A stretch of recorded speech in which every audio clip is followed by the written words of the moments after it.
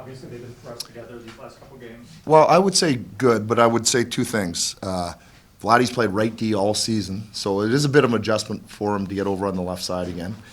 And Drew didn't play for 8 months, so clearly they're not going to be at the top of their game together based on those two things.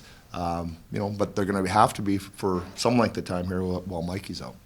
Speaking of Vlad, how essential is he for this team?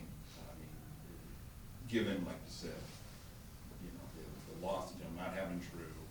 Yeah. How much you had to lean on him. Right. And all that. How essential is he? Well, I think he's probably, the style of defenseman. He's a shutdown defenseman, big, hard to play against, frustrating to play against. I think probably every team he's played on, that type of defenseman has a big impact. But I would give him credit for this year. He's obviously stepped up in a bigger role than ever in his whole career, I believe. And he's played his best hockey of his career. So it's been, I don't want to say one of the surprises, but one of the great things to see this season is how well him and Mikey have played together. You mentioned the best hockey. Did you, before really getting to see him on a daily basis, did you realize he was as good as he was? Yeah, I mean, we'd seen him through the years in Columbus. I remember I was in the bubble with the Islanders. He was there with Columbus, and they played very well. He was a really important player. Got a chance to see him, up close in that time. But like I said, to me, though, when I speak about him, it's what he's done this year in particular. To me, that's been really impressive. He's been pressed into duty, and he's answered the bell. Is there another update, on Mikey Anderson? Did you guys sort of evaluate Yeah. Yeah, we have, but I mean, there's no update outside of, day to day. Yeah, day to day. Yeah, we just don't know. When he does come back, that would be your ultimate pairing with him and Drew. We don't know that for sure yet. Too early for that, I would say. That's a lot. Drew's just getting back. I know we played a lot of minutes, and he was forced into them. When Mikey went out too a little bit. We've always said to play against the hardest competition is the most difficult thing. So we want to try to get him up to speed a little bit more before he's thrust into that role. But based on circumstances, he's probably had to play a little bit too much because of it. Speaking of Mikey, the day-to-day designation. I know you can't get too specific, but it sounds like he was able to avoid any work needed to be done. Yes, yeah.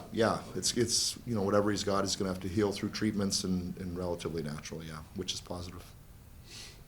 You've spoken a lot recently about ending these long road trips the right way. Yeah. Now that you come back home with 3 big games before the long 2-week break, what's the importance for you guys of these 3 at home, or how do you look at these 3 games going into the long break? Well, there's a couple different things. So we came back from Seattle, was it? And then we had a quick turnaround and played Pittsburgh, and that was one of our worst games of the year. So we're hoping to avoid that. We got a day off when we flew home. We got in late, and you guys were on the plane, so we got that. And then we gave most of the guys the day off yesterday. Pretty easy, just some light work. We didn't go on the ice with a lot of players. Good practice today. So we're hoping that we have a much better effort, or much better legs and energy than we did versus Pittsburgh. So we'll deal with that one first. And you know me, I don't like to look too far ahead.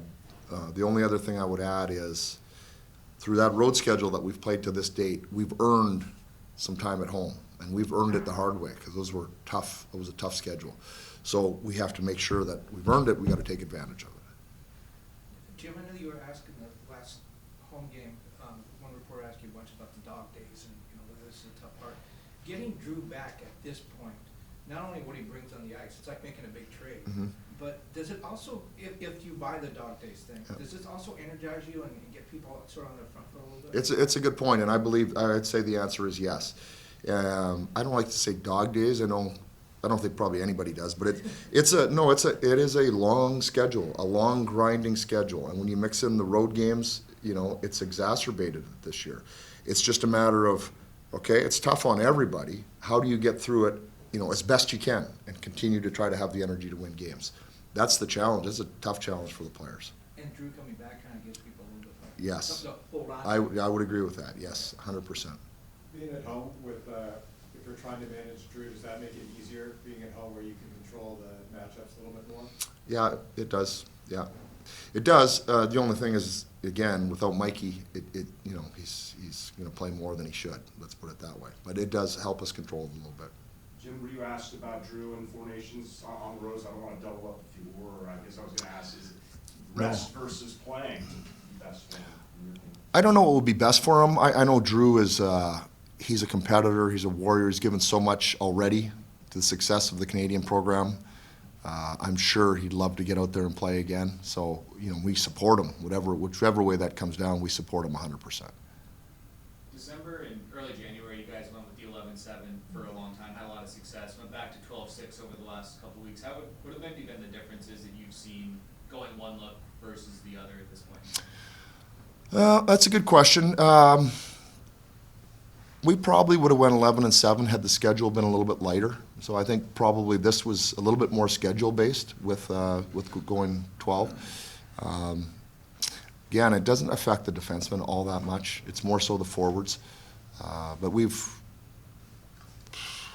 you'll see 11-7 again before too long, and I don't know for how long. But yeah, that's going to be continuously flowing. I don't know how it'll end up, but you'll see 11-7 again shortly. Does the 11 maybe just put a little bit more on certain forwards? I know it wasn't Kopi, the high-end guys, but those middle-end guys. Does that maybe just add up when you do it for 6-8 weeks at a time? Yeah, I would think so. With all the travel and stuff like that, they play a little bit less, but it's really not that much. When you spread it out over 5 guys, if it's 7 minutes over 5 guys, and depending on who gets the extra ice time, it's really not that much. But sometimes it's just different, just a flow, just to change things up. Jim, when Clark was scratched, it's normally not a big deal, right? A young player misses a game, normally not a big deal. It wasn't a big deal, Grand no. scheme of things, right? But there was a lot made of it on social media and out there. Did you have to increase your communication at all with him to, you know, help manage what's between his ears in a situation like that? No, we talked to him leading up to it and explained what was going on. And then, yeah, that was just it. And then when it was time to come back in again, we just let him know it's time to come back in again.